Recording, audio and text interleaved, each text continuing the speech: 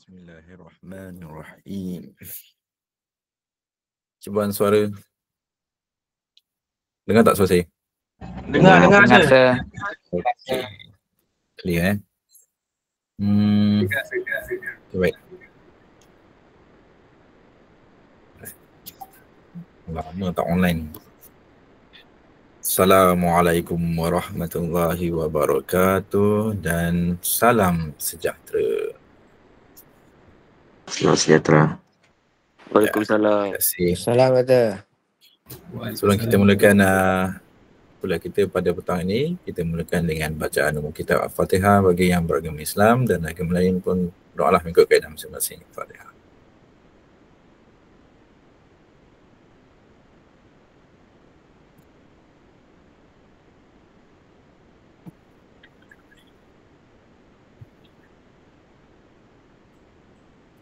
Ni.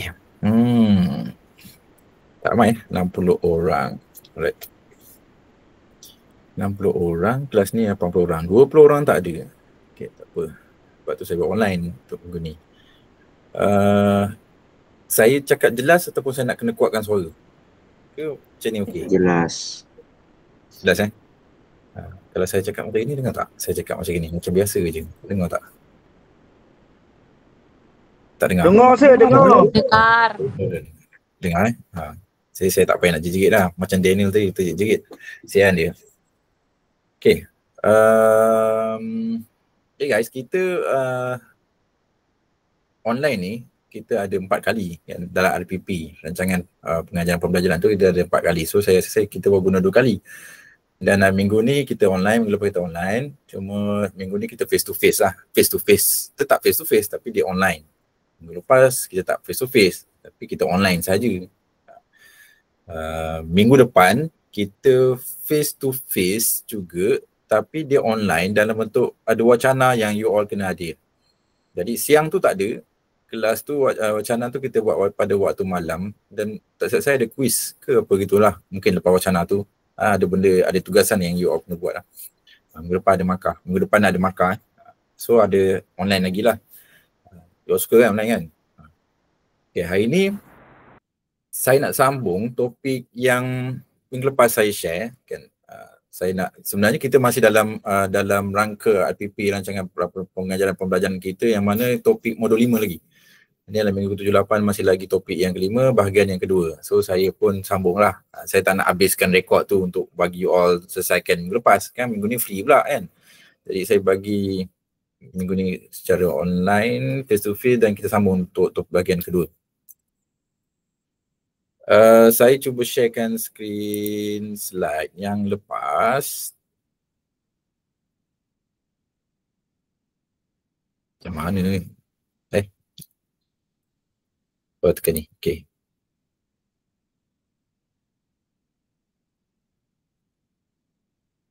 Atas ni silau sikit. Ada cahaya. Right. Keluar tak skrinnya? Keluar saya.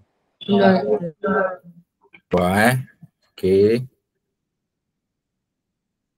Right.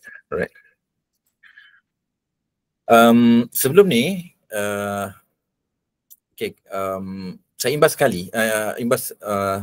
secara ringkas apa yang telah kita pelajari, apa yang telah saya bagi share pada minggu lepas dalam topik 5 yang bahagian pertama, iaitu dalam tajuk rasuah berdasarkan Akta SPRM 2009 kan. Jadi kita untuk first slide itu kita mulakan dengan, kalau you all tengok ni tentang definisi lah kan. Tentang definisi rasuah tu menurut organisasi antarabangsa kan, dan undang-undang Malaysia kita tengok. Dan intipati yang kita tekankan ialah bahawa rasuah berlaku apabila seorang itu menyalahgunakan kuasa yang diamanahkan untuk mendapatkan keuntungan peribadi. Dan kita juga melihat bagaimana rasuah itu boleh berlaku dalam pelbagai bentuk kan. Dia bukan hanya wang tetapi hadiah, faedah, janji kan, atau apa saja yang dapat mempengaruhi tindakan seseorang dalam tugas rasminya. Dan seterusnya kita telah menerangkan tentang konsep bribery atau suapan, sama ada suapan aktif atau memberi, menawarkan, menjanjikan, ataupun suapan pasif kan, iaitu meminta ataupun menerima. Dan kedua-duanya merupakan kesalahan di bawah Akta SPRM. Dan kemudian kita telah masuk kepada kesalahan pertama dan kesalahan kedua kan dalam Akta SPRM 2009 itu, iaitu meminta ataupun menerima rasuah serta menawar atau memberi rasuah. Dan kita telah juga melihat beberapa contoh kes sebenar seperti anggota polis kan yang terima RM200 kan, guru besar yang menerima bayaran daripada pengusaha kantin. Apa lagi kita tengok? Apa lagi guys? You tengok tak slide yang lepas? Tengok ke tak tengok? Jangan jauh.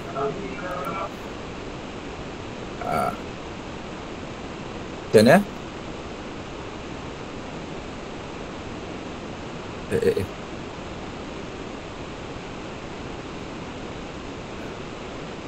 Hello? Dengar tak suara saya ni? Dengar. Dengar saya, dengar. Okay. Tadi jawab tak habis. Okay, apa yang kita tengok guru besar kan? Guru besar kemudian apa? Pensyarah yang menaikkan markah pelajar sebagai balasan wang kan, dan juga ada juga individu yang cuba menyogok pegawai immigration atau polis kan? Walaupun dengan nilai sekecil RM50. So dari contoh-contoh itu kita tekankan bahawa rasuah tu tidak dinilaikan berdasarkan jumlah wang, tetapi berdasarkan niat dan juga kesan terhadap tugas rasmi. Okay. So jadi kita sambung slide yang ke 26 ni. Saya guna PDF PowerPoint nanti lambat kan. Dan kita akan masukkan lebih dalam tentang kepada kes-kes tuntutan palsu, salah guna kuasa, dan yang kita cakap hadiah yang dianggap rasuah, juga pengubahan wang haram, serta beberapa kajian kes yang sangat penting untuk kita fahami. Jadi tuntutan palsu ini dia bermaksud kita mengemukakan dokumen yang mempunyai butiran yang tak betul, yang tak benar untuk mendapatkan bayaran atau manfaat. So dia di bawah Akta SPRM atau Section 18, Section 18 Akta SPRM tu ada mengandungi tentang tuntutan palsu. Kalau dia baca, dia adalah jenayah berat jugalah, kerana ia sangat mudah berlaku dalam organisasi kan. Contohnya tuntutan palsu ni ialah tuntutan perjalanan kan, tuntutan pembekalan yang tidak dibuat, atau tuntutan kerja lebih masa yang tidak dilakukan kan. Dan tuntutan palsu ini dia amat merugikan organisasi dan dia membuka ruang kepada penipuan yang berulang. Jadi kenapa dia sering berlaku? Kenapa dia sering berlaku dalam organisasi besar? Sebab kerana jumlah transaksi dia besar dan banyak proses dia adalah manual, dan kawalan dalaman dia juga adalah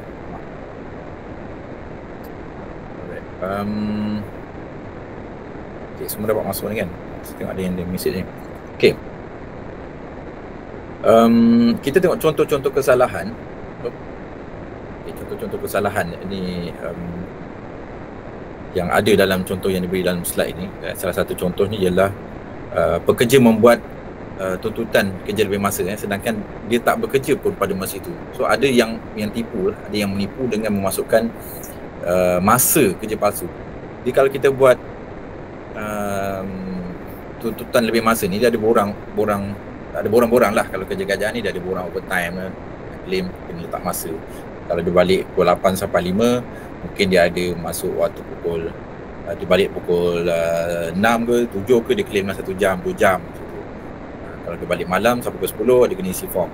Tapi kadang-kadang dia tak ada, dia keluar nular pergi minum, pergi makan ke apa, dia claim sampai pukul 10 malam. Balik daripada pukul malam dating apa, dia punch, dia claim sampai pukul 10. Itu antara salah satu lah cara dia memasukkan itu kerja lebih masa.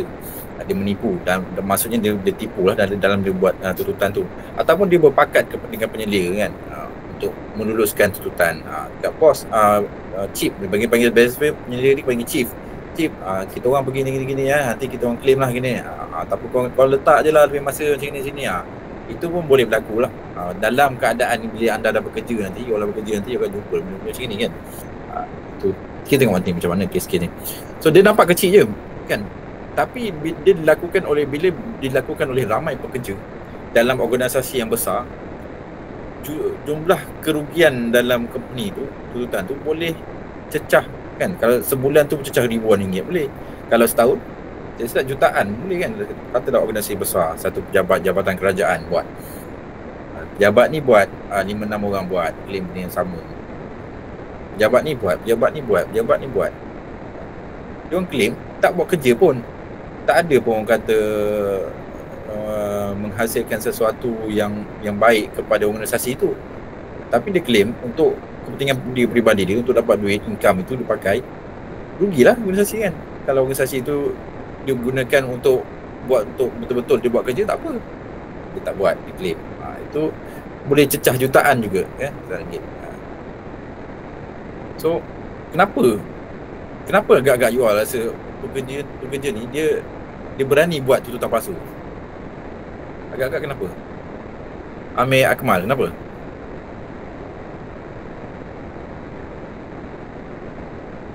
Amir Akmal, ada tak Amir Akmal? Ada. Kenapa diorang berani buat tuntutan palsu? Saya akan tanya setiap slide ni saya akan tanya. Save you all, siapa yang saya pilih? Sebab nak duit lebih. Ambil. Nak duit lebih. Nak duit lebih tapi cara tak betul. Tapi kenapa dia berani? Soalan saya, kenapa dia berani? Kenapa dia sanggup berani buat? Sebab tak ada orang yang ambil tindakan. Tak ada yang ambil tindakan. Tak ada. Okey, cukup. Tak ada yang nak memeriksa kan. Peluang sangat terbuka untuk menipu tu ada. Jadi bila kalau penyelia sendiri yang sokong, penyelia yang tak semak, maka susah lah kan. So you all nanti, bila you all habis grad nanti, you all ada kerja, you ada orang bawahan kan, macam mana tu you all nak handle benda-benda macam ni kan. Kena telus kan? Kena ikut buku lah maksudnya kan. Kita tak nak pakat, minta maaf lah cik, saya ni baru kerja, saya tak berani nak buat benda macam ni, saya tak tahulah, saya risau lah, saya takut lah.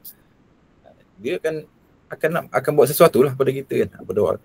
Okay, itu salah satu contoh yang you all akan jumpa nanti, akan datang bila masa kan. Itu salah satu contoh claim lebih masa. Kedua, kalau kita tengok ni tentang Mr. A ni, dia cakap diarahkan bertugas di luar kawasan. Okey, contoh kedua ni, dia tuntutan palsu ialah situasi yang mana seorang pekerja dia diarah bertugas di luar kawasan kan, tapi pekerja tu tak pun dia menginap di hotel. Sebaliknya dia beli resit palsu kat hotel tu ke, ataupun mana-mana pihak kan, kawan-kawan dia lepas-lepas yang tidur hotel ke apa ke, dia beli resit tu dan dia claim. Dia gunakan resit hotel lama kan. Kemudian dia claim lah kan. So berlaku juga kan. So perbuatan ni dia memang sangat biasa dalam organisasi besar kan. Ada pekerja yang anggap tuntutan palsu itu kecil je kan, kelebihan untuk diri sendiri. Aku pergi sana, aku nak claim kan. Suka hati aku lah, aku dah kerja penat-penat, aku dah jalan jauh-jauh, aku nak claim kan. Orang lain tak nak pergi, aku dah pergi lah. So aku claim lah. Dia sebenarnya kalau kita menginap hotel, kita claim lah hotel. Kalau kita tak claim hotel pun, kita menginap rumah kawan ke, rumah apa ke, dia ada panggil airline lodging. Kalau kerja-kerjaan ni dia ada airline lodging yang panggil, ada kelayakan lah, grade berapa ni, dia ikutlah claim kelayakan dia masing-masing. Janganlah tipu ikut claim isi hotel. Kalau grade ni berapa, dia ada grade-grade lah kan. Ada yang satu malam mungkin 100 lebih, ada yang 200 lebih, ada yang 300 lebih, ikut grade. Tapi janganlah kalau kita dah tidur hotel budget, kita nak claim ikut grade kita pun salah juga kan. Katakan grade saya 300 lebih, saya tidur hotel budget RM90 kan, lepas tu saya claim 300 lebih, buat receipt 300 lebih, tu salah juga. benda ni dia sekejap je kan, benda-benda yang konon menguntungkan sekejap ni pun dia tak tahan lama. Nanti ada benda yang lain yang berlaku kan, kereta rosak ke kan, anak tak pandai ke apa ke, sakit ke, dia akan berbalik. Dia benda yang tak elok kan kita dapat. Itu dari segi agama lah, tengok. Tapi kita nak cerita ni, yang kita fokus ni ialah yang berkaitan dengan kesalahan ni. Kita nak fokus tentang kesalahan. Apa yang orang biasa buat kan, boleh buat. So you akan alert tentang klaim-klaim ni. Sebab tu saya cakap antara 4 bahagian itu yang selalu orang buat ialah tuntutan. Dia bukannya semestinya kekitaan kerajaan ke apa. Begitu juga dengan kontraktor dan sebagainya.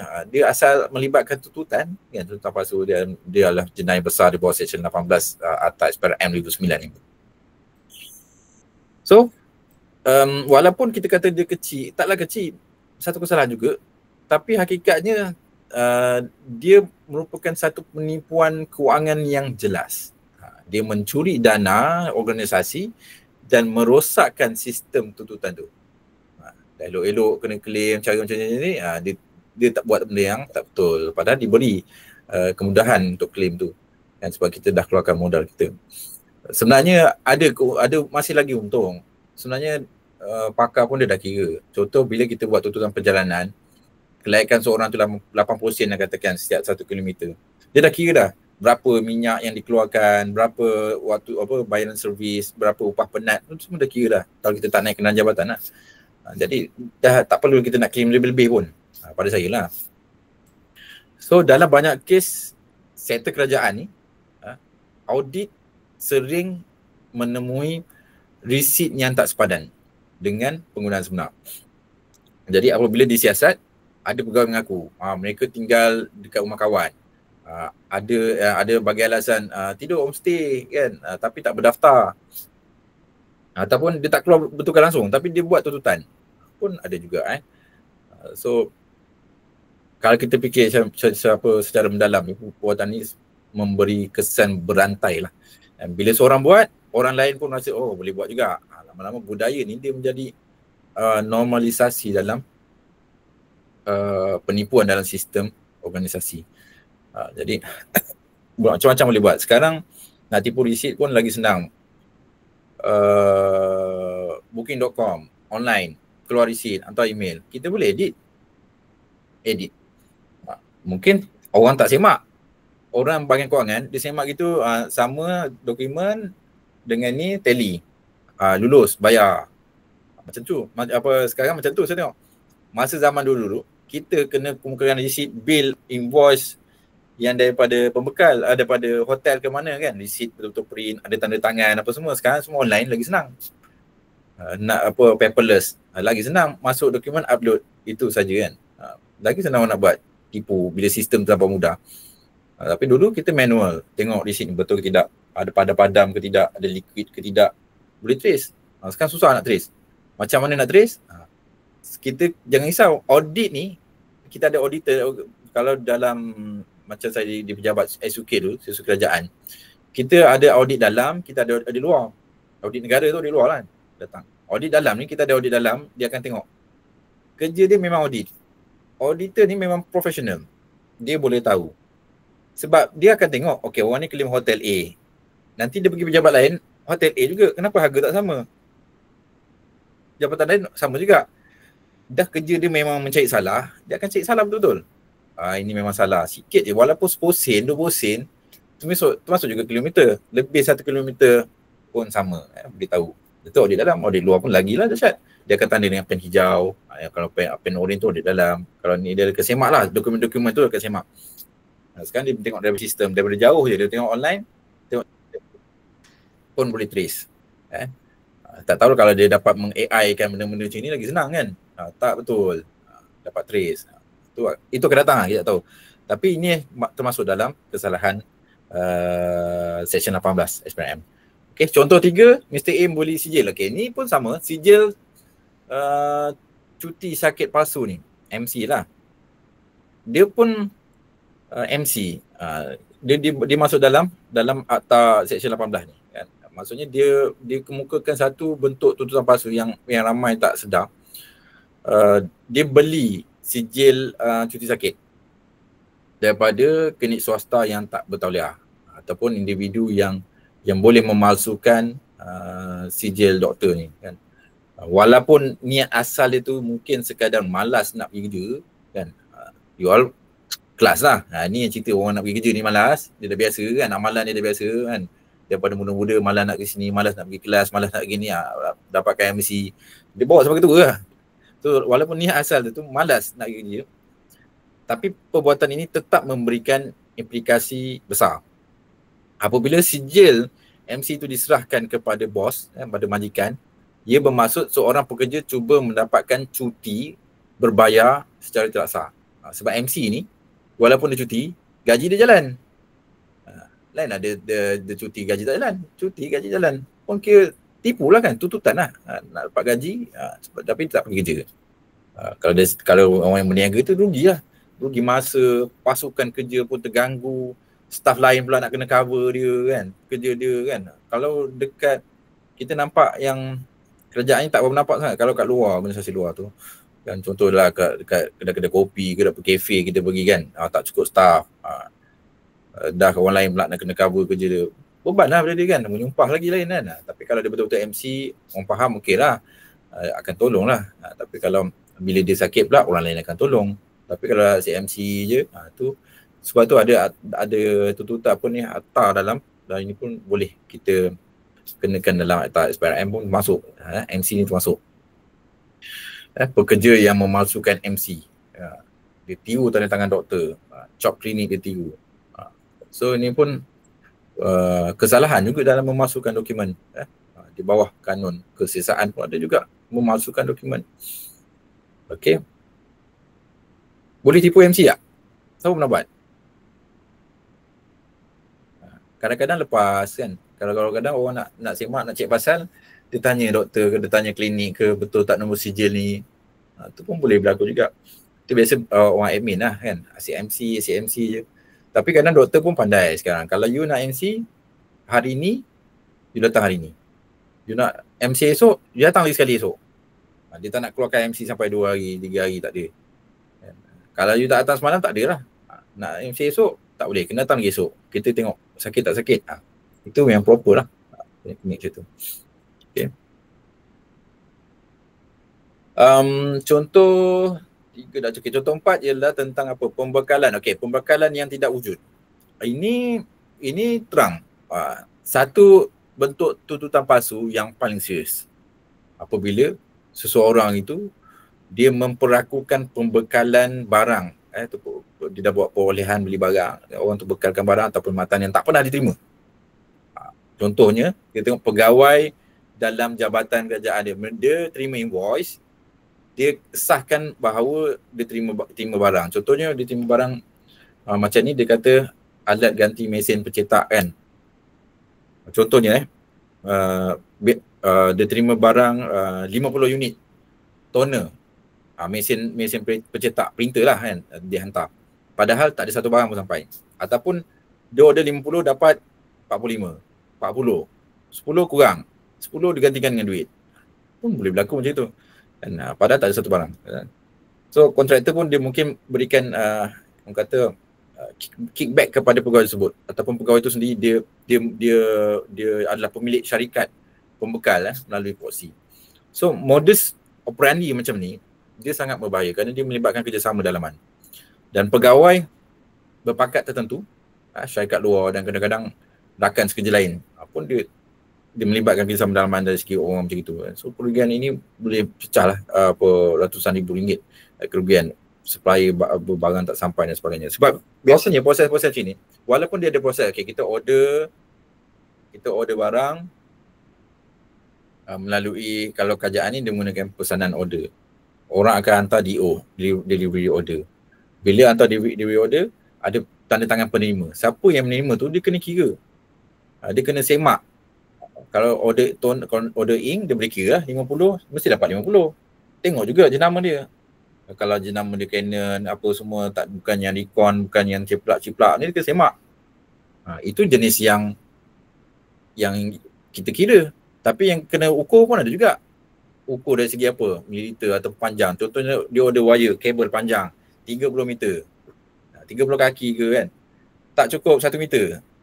Kena ukur satu. Kan? Tapi kalau tak sempat nak ukur, orang yang patut menerima tu tak ada. Kita pula berganti. You all baru kerja situ, kan? You all pula menerima barang. You all kena kira.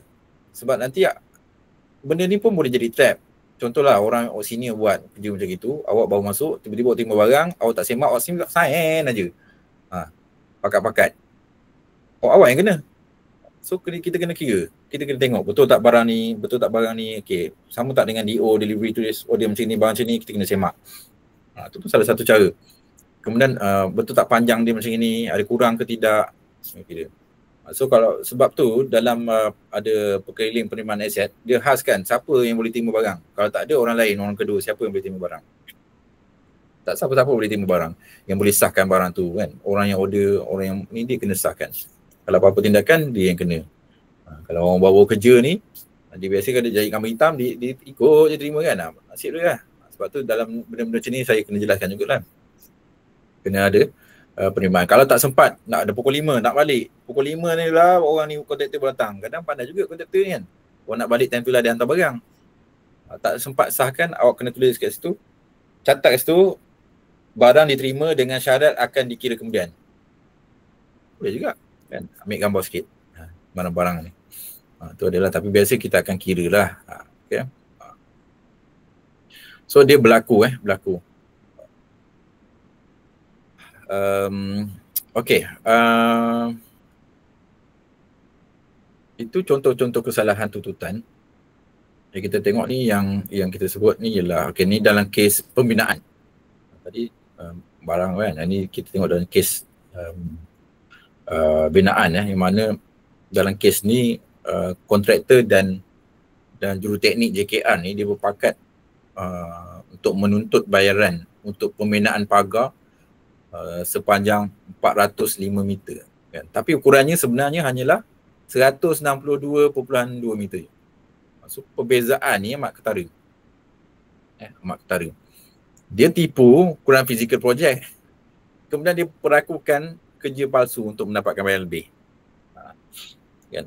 Dah lah fizikal tu tegang-tegang tak betul. Dia terima, kan, nak menipu. Lama-lama kata lah. Orang cakap kenapa tak ni, kan. Bila ada semakan dan sebagainya, bila ada kes berlaku, orang kan kira lah audit dalaman ke, audit apa, luar tengok. Betul ke tak barang ni? Sekali-kali tengok kantor kat sini. So kes ni dia menunjukkan bagaimana pegawai dalaman yang mempunyai kuasa teknikal, dia boleh memanipulasi data dan pengesahan kerja.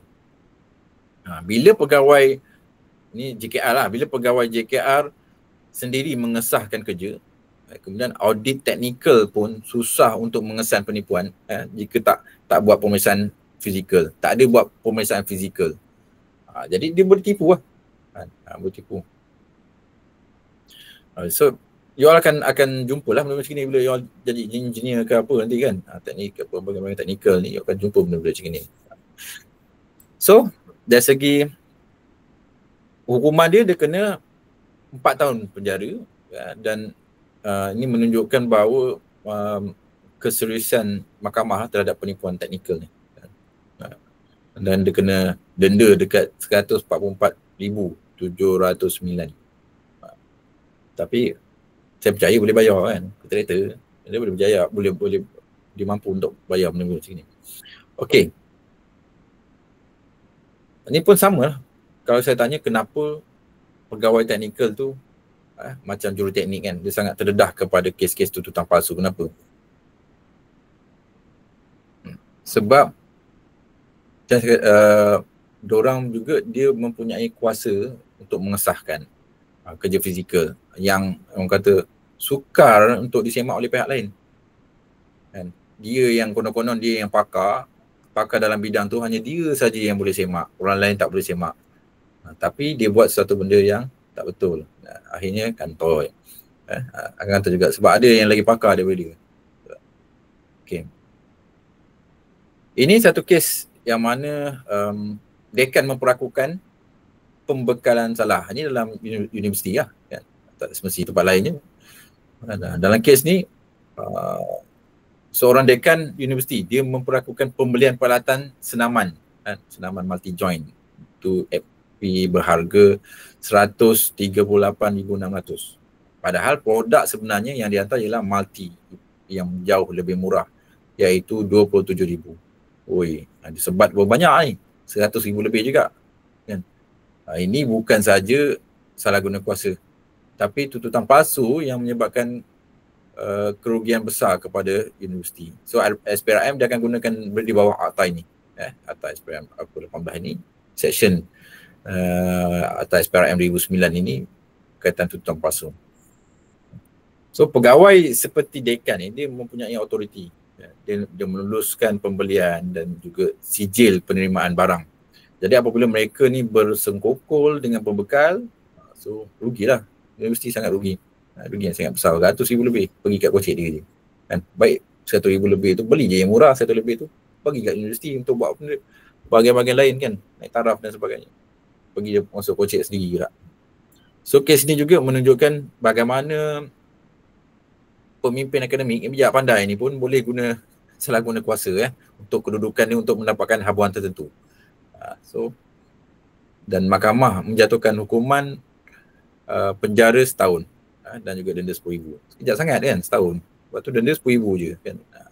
Patutnya dia kena 10 kali ganda daripada nilai suapan. Macam itu betulnya. Jadi sebenarnya kita kena cakap mengapa pemimpin akademik itu perlu mempunyai tahap integriti yang lebih tinggi daripada staf biasa. Kenapa?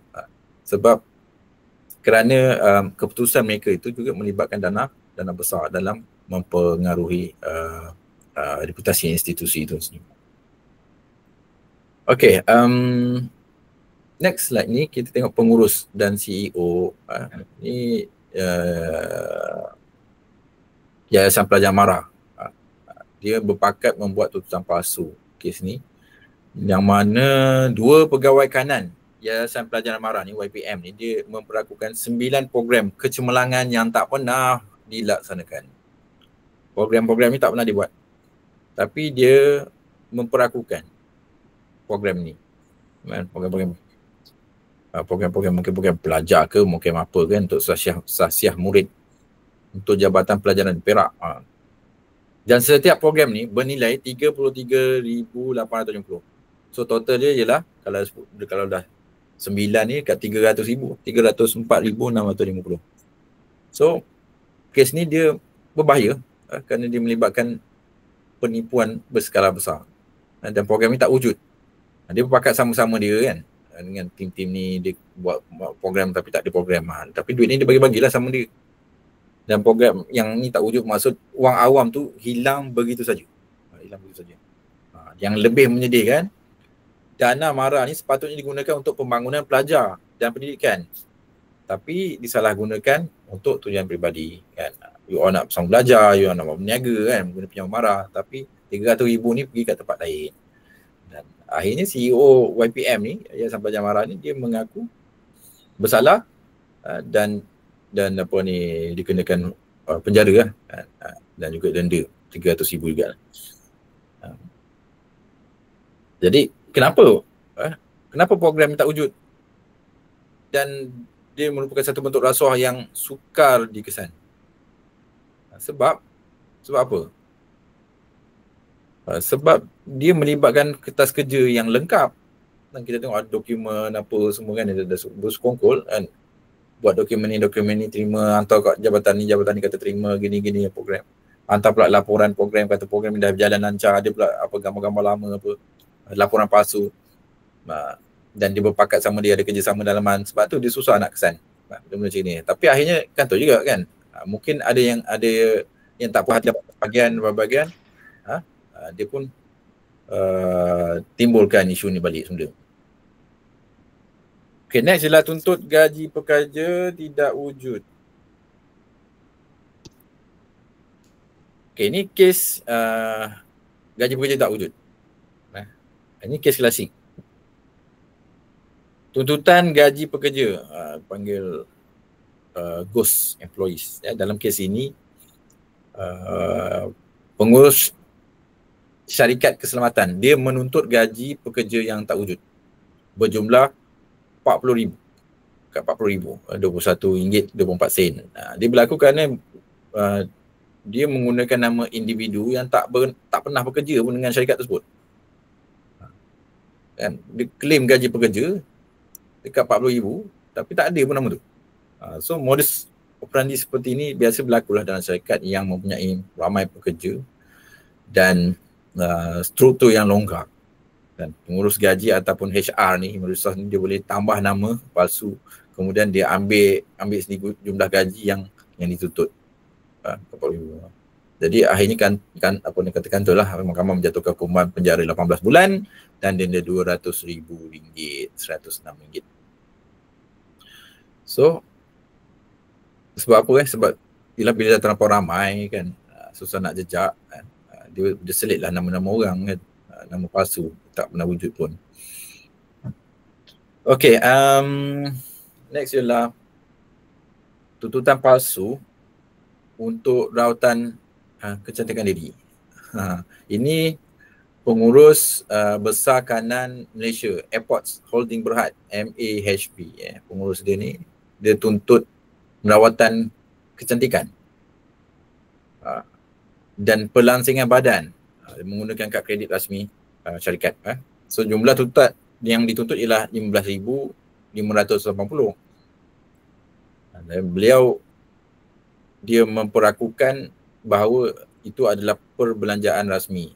Tapi hasil siasatan perbelanjaan itu pun adalah untuk tujuan peribadi. Dan kes ni kerana dia melibatkan kaki tangan pengurusan yang tertinggi. Apabila pemimpin sendiri melakukan penyelewengan, maknanya mesej buruk disampaikan kepada pekerja bawahan. Dan akhirnya beliau ini dikenakan denda. Dikenakan denda 46,800 dan bukti jelaslah bahawa setiap kata transaksi itu mesti telus dan audit. Jadi kenapa transaksi kecil itu ataupun sederhana pun dia perlu direkod, perlu direkod dan juga rapi. Perlu direkod. Apa saja tuntutan klaim apa-apa saja tuntutan yang dibuat perlu ada rekod lah. Dan kena dan rekod-rekod pembelanjaan tu semua kita dalam organisasi tu kena simpan. Contohnya sekecil-kecil contohnya macam mesyuarat kan. Belikan ni kuih, belikan ni untuk mesyuarat ni, bagi kita bayar cash ke apa benda kan, simpan. Nanti bila nak claim tunjuk balik resit-nya, ada cara dia apa semua kan. Itu benda-benda yang kena simpan lah sekecil-kecil. Tidak, ini yang itu kecil-kecil, yang besar-besar apa lagi yang ni memang boleh dicari pun. Sebab tanpa rekod jelas ni, dia transaksi peribadi tu boleh diselitkan sebagai urusan rasmi. Yang sepatutnya rasmi tapi diselitkan peribadi. Itu yang susah tu. Anda masih bersama saya? Masih, sir. Masih, sir. Ada, doktor. Okey, ni ialah kes Adun. Tahu Adun? Bukan nama dia Adun, Ahli Dewan Undangan Negeri. Dia kemukakan tuntutan program yang tak dilaksanakan. Ini sama juga kes buat program tapi tak ada kan. Contohnya Adun ni dia dan juga dia punya pembantu dia lah. Dia mengemukakan tuntutan palsu berkaitan program tahun baru Cina dan juga Taipusam yang sebenarnya tak pernah dijalankan. Dan jumlah tuntutan ni sangat besar dan tindakan seperti ini bukan saja dia menipu tapi dia juga menzalimi masyarakat yang sepatutnya menerima manfaat program tersebut. Tapi dia tak buat. Kan, ada buat makan-makan ke, ada buat pemberian sumbangan ke, tapi tak ada. Kan, masuk ucik. Tapi dia buat program tu, dia buat tuntutan kalau nak dia claim kan. Ini juga menyebabkan kita boleh katakan memang terang-terang lah. Peruntukan kerajaan tu disalahgunakan. Kan? Adun tersebut akhirnya dipenjara 2 tahun dan dikenakan denda 50,000 bagi setiap pertuduhan. Dan ini menekankan pentingnya pemimpin politik itu juga perlu telus dan juga amanah. Kadang-kadang kita tengok kenapalah bajet ni tak sampai, kenapalah jalan ni berlubang, kenapalah ini, kenapalah itu kan. Kadang-kadang sebenarnya duit yang diperuntukkan kepada Adun, ahli dewan tu, bukan duit untuk diri dia, untuk dia bagi balik kepada masyarakat kan. Ini tengok aku dapat 2 juta, itulah duit aku. Bukan 2 juta tu lah dia kena belanjakan untuk rakyat kan. Itu sebenarnya, tapi saya tak cakap mana-mana lah, kita tak ada kes yang kita cerita ni, yang kes yang tengah kantor ni di depan mata ni. Yang lain-lain tu, itulah saya bagi contoh kenapa. Jadi mengapa rasuah oleh ahli politik ni juga diberi kesan buruk daripada pegawai biasa. Kenapa? Sebab dia juga kadang dia menguruskan dana awam yang besar dan kesannya tu lebih kepada komuniti yang luas. Macam tadi pegawai biasa tu kepada organisasi kan, tapi ni komuniti yang lagi luas, merupakan masyarakat kan. Okey, bahagian yang keempat, salah guna kuasa oleh pegawai badan awam. Salah satu kesalahan paling berat dalam akta SPRM juga ialah salah guna kuasa. Salah guna kuasa pun SPRM juga kan, bukannya kita nak report pada siapa, polis tak juga. Report pada SPRM boleh. Salah guna kuasa kita report pada SPRM. Dan apabila berlaku seseorang itu menggunakan jawatan ataupun kedudukannya untuk memberi sesuatu manfaat atau keuntungan kepada diri dia sendiri, ataupun ahli keluarga, ataupun mana-mana individu berkepentingan. Itu salah satu contohlah salah guna kuasa. Dan kita perlu fahami bahawa salah guna kuasa ni tak semestinya melibatkan wang. Ia sama juga boleh berupa kelulusan projek, pemilihan tender, atau perubahan keputusan mesyuarat, ataupun pemberian kelebihan tertentu. Dan pegawai awam dia mempunyai kuasa dalam membuat keputusan, dan kuasa inilah yang mudah sangat disalahguna kuasa kan, salah diguna kuasa jika dia tidak berintegriti. Dan kesalahan salah guna kuasa ni dia juga memberi impak langsung kepada sistem takbir urus, sistem takbir urus negara. Dan bila keputusan dibuat berdasarkan merit, bukan berdasarkan merit, tetapi berdasarkan hubungan kekeluargaan atau kepentingan peribadi, masyarakat akan hilang kepercayaan terhadap institusi kerajaan itu kan. Patutnya ada merit, ada pemakar-makar apa yang sepatutnya dilayak kan, tiba-tiba tak, ni saudara ni, kawan ni, susahlah, jadi tak telus kan, tak boleh.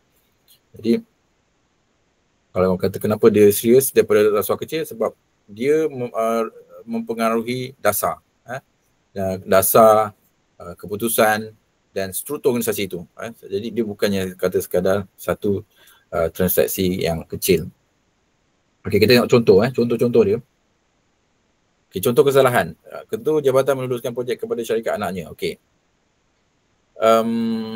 Contoh pertama ni, dalam contoh ini, seorang ketua jabatan, dia meluluskan projek kepada syarikat milik anaknya sendiri. Walaupun tak ada wang tunai yang diberi kepada bapak dia, kan? Ni anak dia punya projek, anak dia pun tak bagi rasuah kepada bapak dia kan, dia tahu dengan anak dengan bapak, dia tak terima secara langsung, tapi tindakan ni tetap salah di sisi undang-undang kerana ia adalah keputusan yang tidak bebas, keputusan yang tidak bebas dan mempunyai unsur-unsur kepentingan peribadi.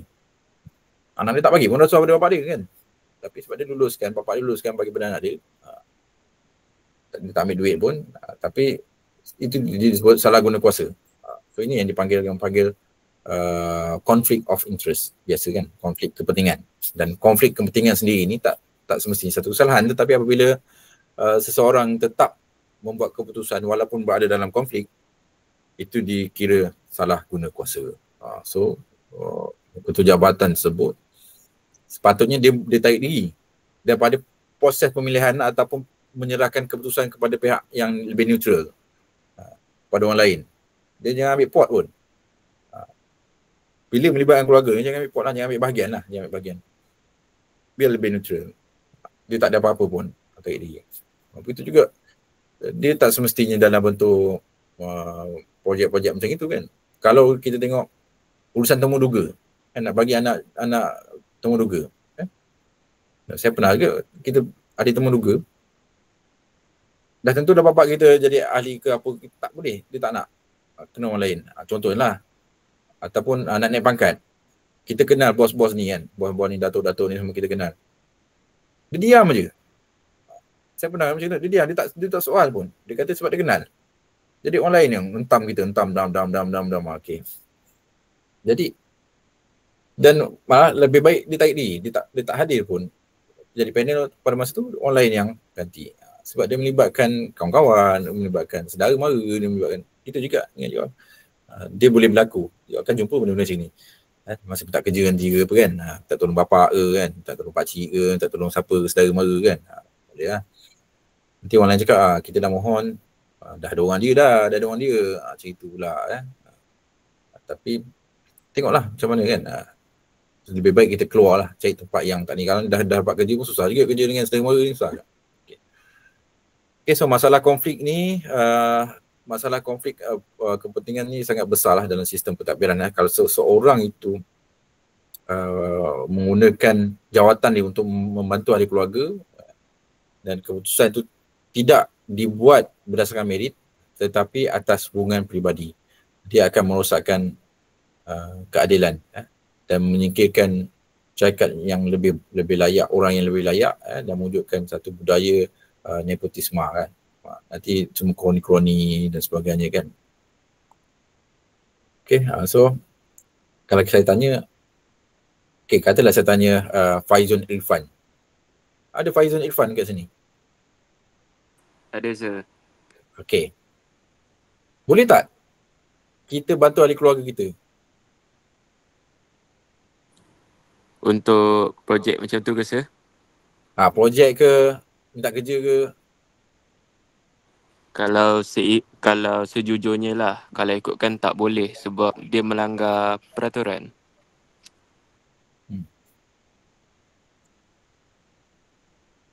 Masa bila yang kalau kita kata nak katakan boleh? Tapi takkan orang tu tak boleh minta kerja?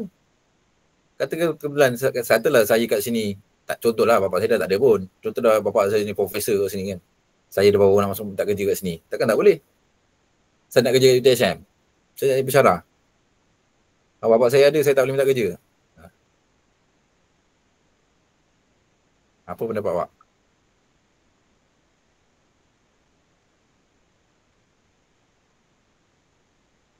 Sekejap saya fikir. Dia macam gini saya cakap tadi. Kalau tak melibatkan salah guna kuasa, tak ada benda lah. Kan? Dia bukannya panel pun, dia profesor kat fakulti lain. Saya minta kat fakulti lain. Saya minta pun tak melalui siapa-siapa. Saya hantar borang, saya isi, saya gini, saja bagi tahu, mungkin tips dia bagilah tahu kan. Tapi bukan tips-tips yang duit beli tak. Tip okey macam mana kalau biasanya kalau orang interview dia akan tanya ni, pengalaman, dia akan tanya ni. Dia tak ada kuasa apa pun. Dia ilmu pendapat dia je lah. Tapi kenalah jawab macam ni. Itu kelebihan dia kat situ. Tapi dia tak melibatkan kuasa dia. Dan dia tak ada power pun. Masih boleh minta kerja. Begitu juga dalam satu company. Bila melibatkan satu company yang dia nak masuk tender, sebelum kita kerja kat situ pun dia pun memang dah cek makan dekat company tu. Maksudnya projek kan, dia dah minta kat situ sebelum kita masuk pun. Dan kita tak melibatkan kita, tak ada masalah. Sebab kita tak membantu keluarga kita pun. Dia yang salah ialah dia menggunakan kuasa rasmi dia dan dia membuat keputusan tu untuk dapatkan keuntungan untuk dia. Itu kes salah lah. Kena ikutkan banyak lagi kes-kes itu kan. Macam saya ceritakan sebelum ni, kes-kes mahkamah dekat undang-undang tu dia melibatkan niat.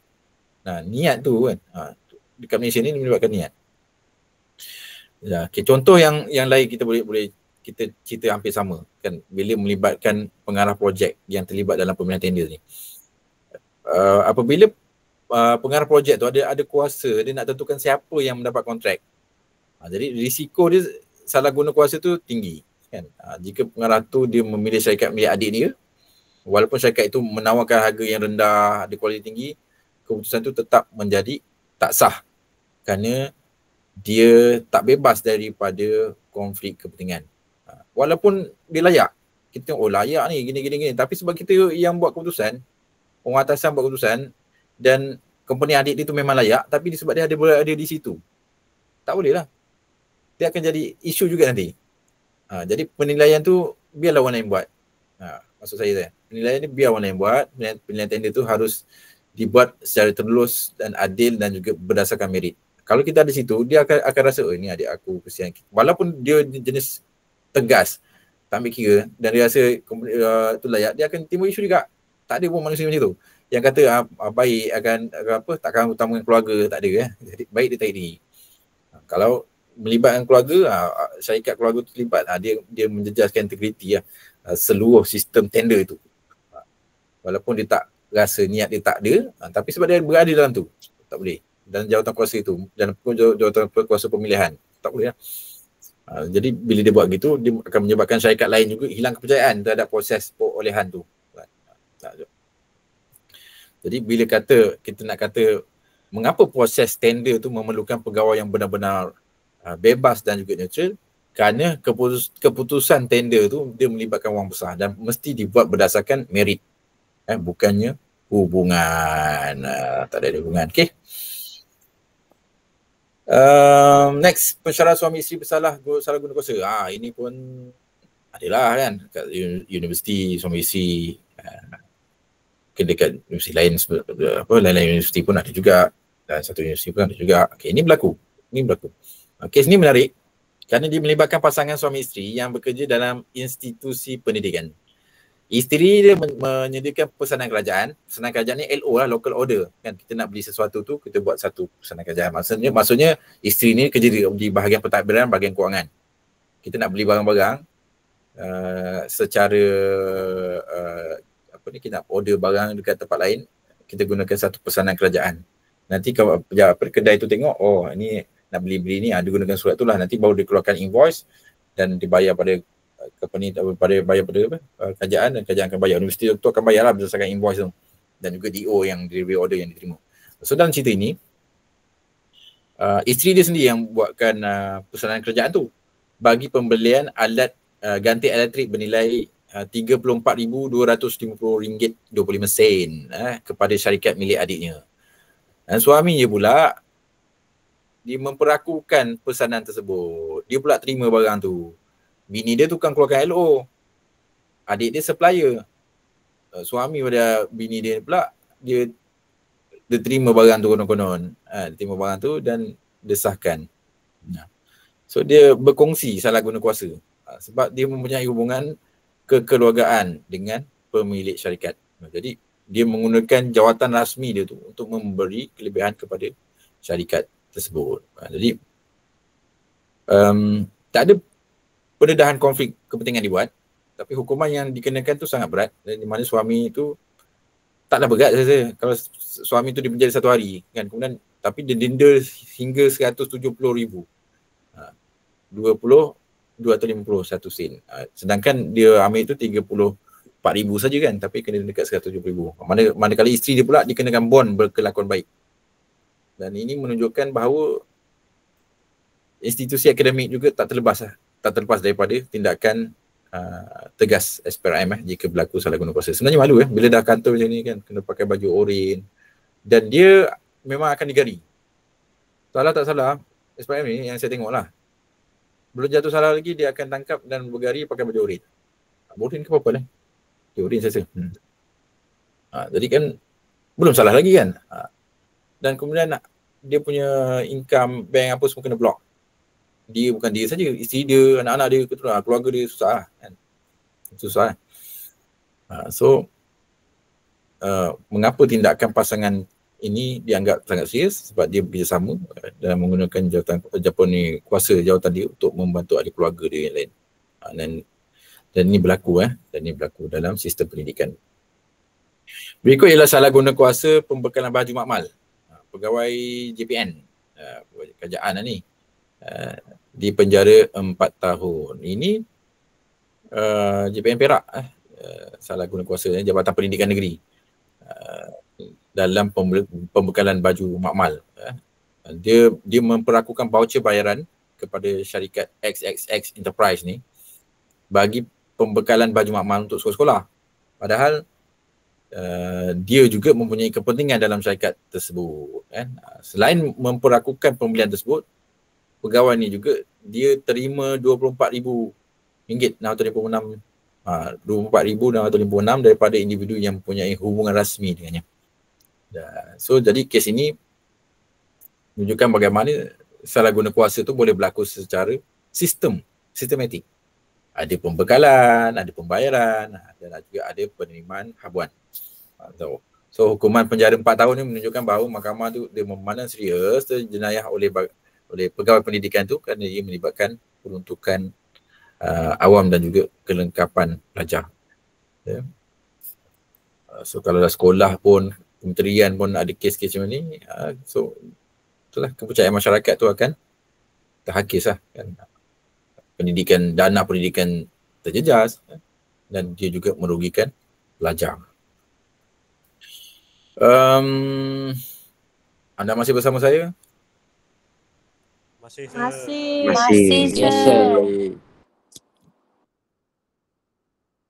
Okay. Tak nampak kan? Macam saya cakap seseorang kan? Apa nak buat ni?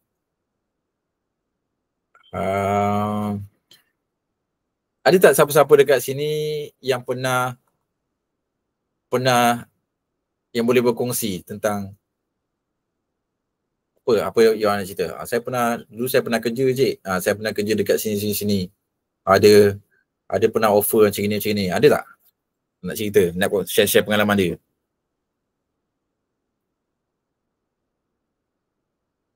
Siapa berani nak cerita ni? Bukan nampak muka, tutuplah muka. Tak ada, saya pilih.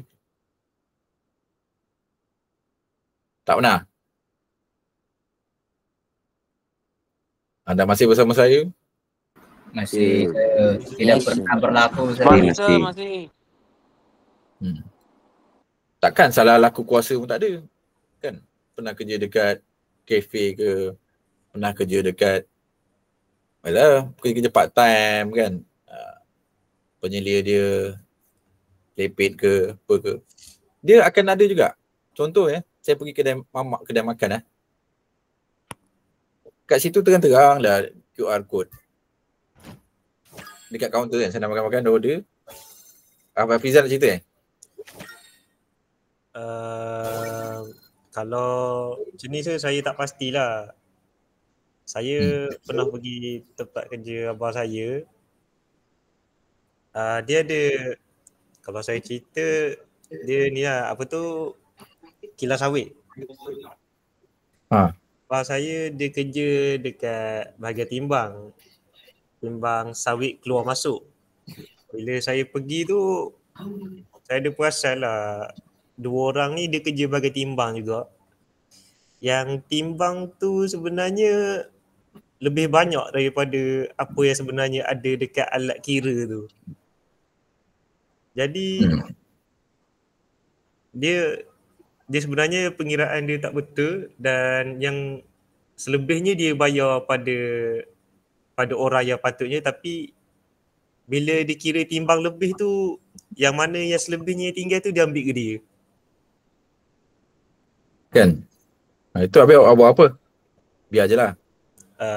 Saya time tu sekadar pelawat je, jadi saya tak boleh buat apa-apa. Betul lah.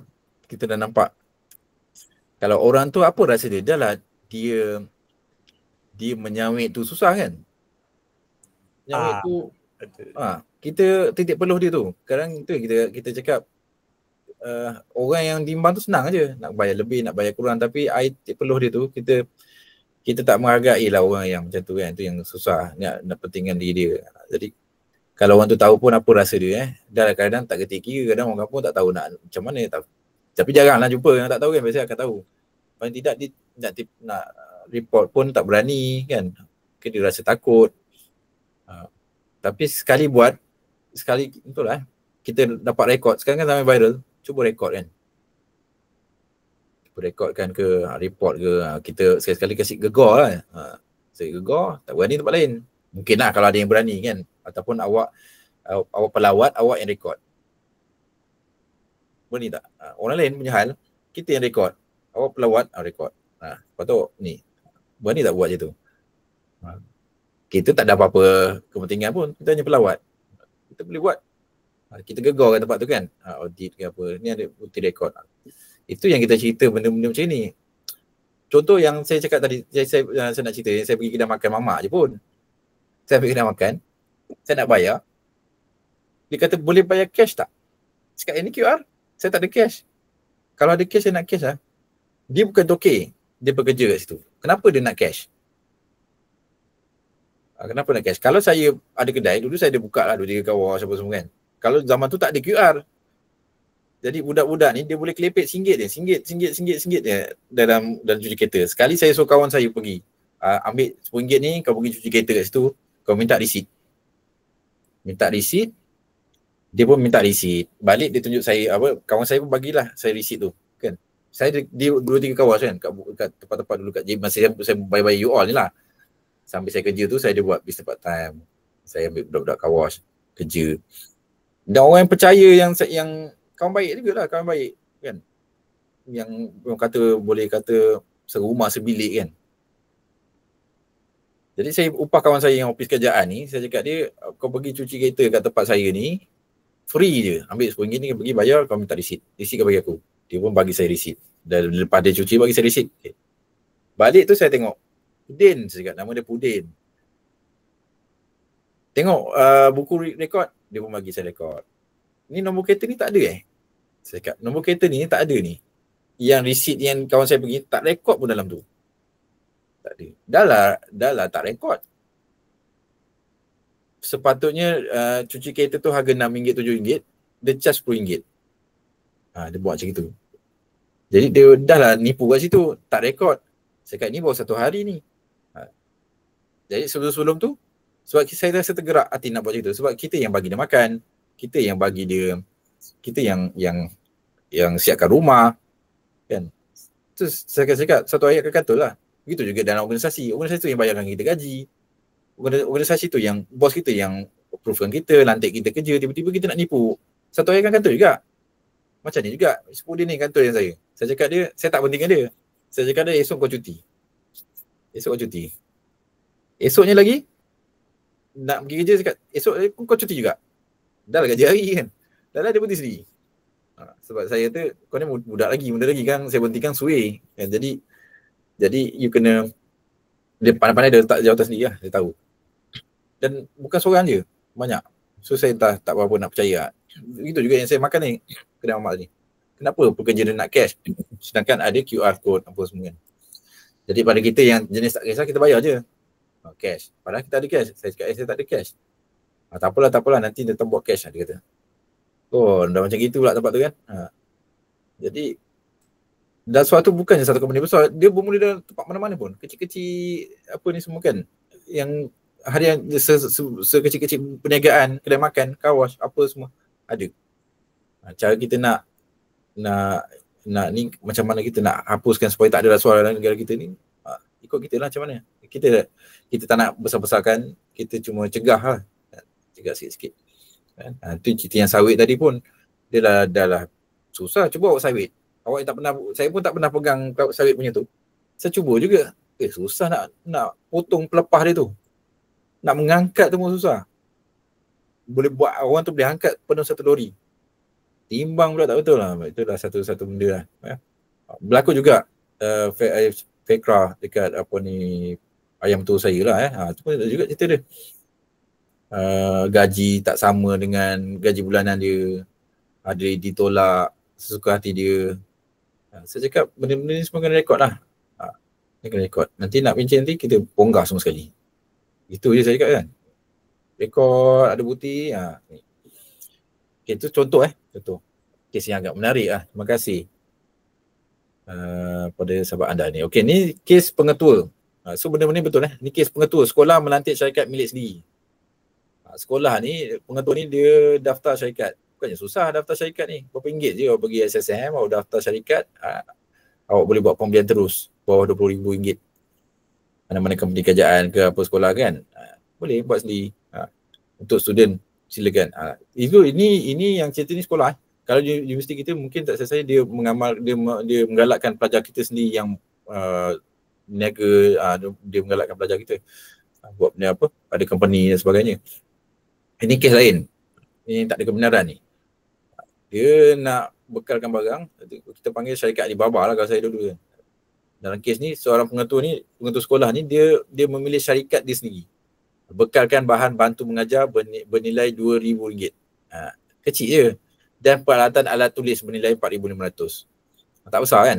Tapi tindakan ni tetap salah kerana dia mempunyai kepentingan langsung dalam syarikat tersebut. Ada nama dia. Patutnya pengetua ni dia menjadi teladan integriti dan kepimpinan. Tetapi bila kepimpinan sekolah itu dia menggunakan jawatan untuk mendapat keuntungan peribadi, seluruh ekosistem sekolah tu akan rosak. Pelajar mungkin beranggapan bahawa dia tak mengapalah ambil kesempatan kan, tapi guru-guru pula dia akan hilang hormat lah kan? Akan hilang hormat. Sebab jadi kalau kita tanya jika jumlahnya kecil, adakah ia mengurangkan keseriusan kesalahan? Tak. Nilai tidak menentukan keseriusan, tapi tindakan menyalahgunakan kuasa itu yang menjadi kesalahan utama. Faham ke faham? Faham saya. Okey. KM. Ni KM ni Ketua Menteri. Guna kuasa mutlak lantik syarikat keluarga. Ini pun berlaku lah tahun 91. Kes-kes lama ni dipunggah balik lah ni. Kes Ketua Menteri meluluskan projek kepada syarikat adik ipar. Ini contoh salah guna kuasa di peringkat tertinggi lah. Ketua Menteri sendiri, dia meluluskan projek pembangunan bernilai 1.5 juta kepada syarikat milik dua adik ipar dia.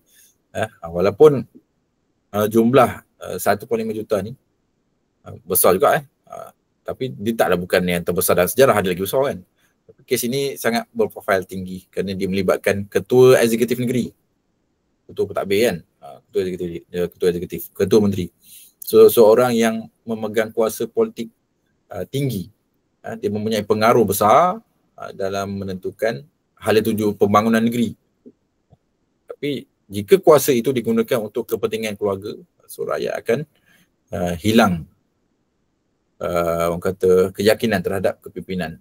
Dan kes ini memberi gambaran bahawa rasuah politik dan juga nepotisme boleh berlaku pada semua peringkat. Kalau kita tengok dari sekolah, jabatan kerajaan hinggalah ke peringkat negeri. Tadi kita cerita sekolah, jabatan kerajaan, saya cerita kawas, saya cerita apa, you all kawan-kawan sharekan tentang kelapa sawit, ceritakan tentang apa kedai makan kan. Sekecil-kecil itu berlaku kat sekolah, kat universiti, jabatan kerajaan hingga ke peringkat negeri. Jadi itu kita kata kenapa rasuah tu dianggap lebih berbahaya daripada rasuah pentadbiran biasa, sebab dia mempengaruhi dasar ke pembangunan negeri dan juga kepercayaan rakyat secara meluas kalau apatah lagi di peringkat negeri. Okay.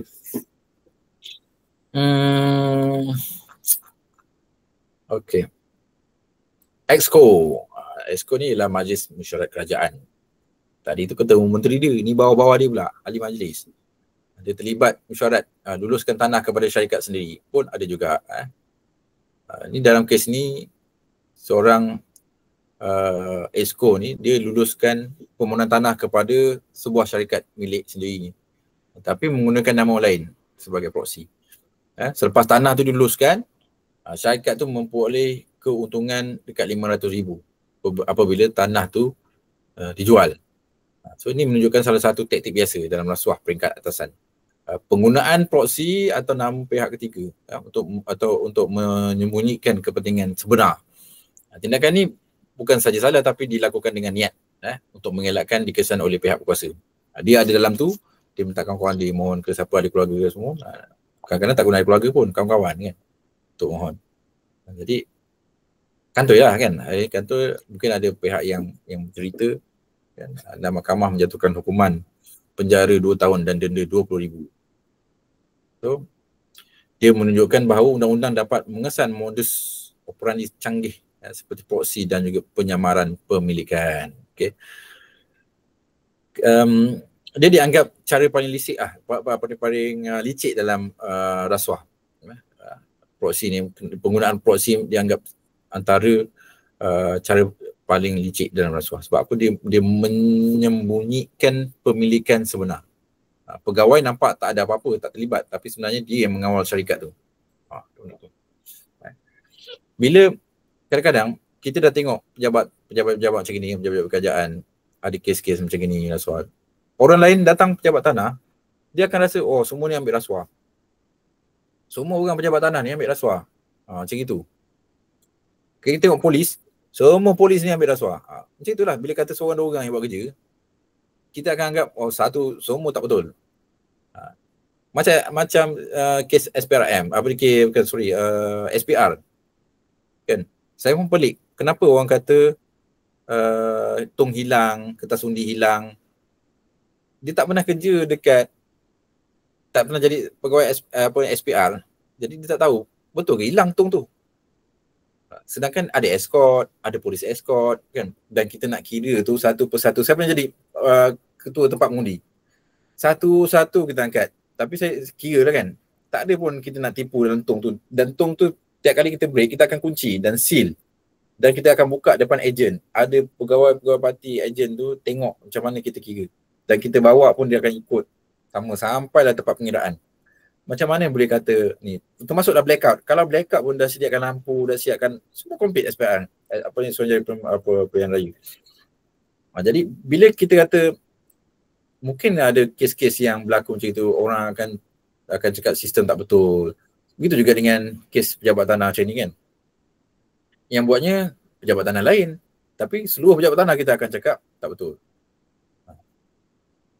Dan, pernah saya jaga bahagian pendaftaran dulu kan. Nama geran tu Wan Neng. Orang dia Wan Neng. Tiba-tiba Wan Neng datang, dia bayar cukai setiap tahun. Dia dapat resit pada hari esoknya tu, resit yang dia bayar pada tahun berikutnya tu. Nama geran tu bertukar Wan Heng. Kilang papan Wan Heng. Macam mana proses tu boleh bertukar? Saya pun main pada. Mana saya tahu, saya tengok dalam geran tu Wan Neng kepada Wan Heng. Rupanya bila ubah sistem daripada penulisan kepada sistem berkomputer, orang yang menulis tu Wan Neng tu nampak macam Heng. Jadi Wan Heng. Okey. Macam mana boleh bertukar kepada kilang papan Wan Heng? Cerita dia, datanglah seorang orang lain, orang Cina, orang lain nak buat semakan atas satu tapak tanah luas. Dan tanah luas ni dipunyai oleh Wan Neng ni. Wan Neng ni dah tua dah. Orang dah tua. Orang betul tinggi Wan Neng. Dia datang, okay. Dia tengok, dia cuma nak buat semakan aja. Tanah ni luas dekat kawasan Pulai. Tak ada buat apa-apa. Dia nak beli tanah ni, nak buat semakan, nama siapa? Dia nak buat semakan, and then dia dapat macam mana dia dapat? Okay, dapat semakan dekat pejabat tanah tu, nama geran tu Wan Neng. Dia pun nak cari nama Wan Neng tak tahu, dia pergi dekat SSM.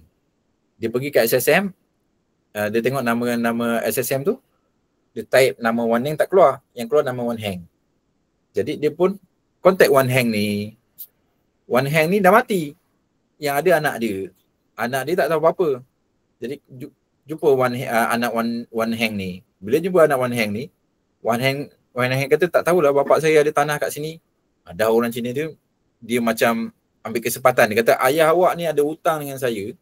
Dia nak jual tanah ni pada saya. Saya tak tahu ayah saya ni ada tanah. Ayah saya memang ada kilang papan Wan Heng. Jadi yang orang Cina tadi, broker tadi tu, dia tukar nama geran tu daripada Wan Neng kepada Wan Heng.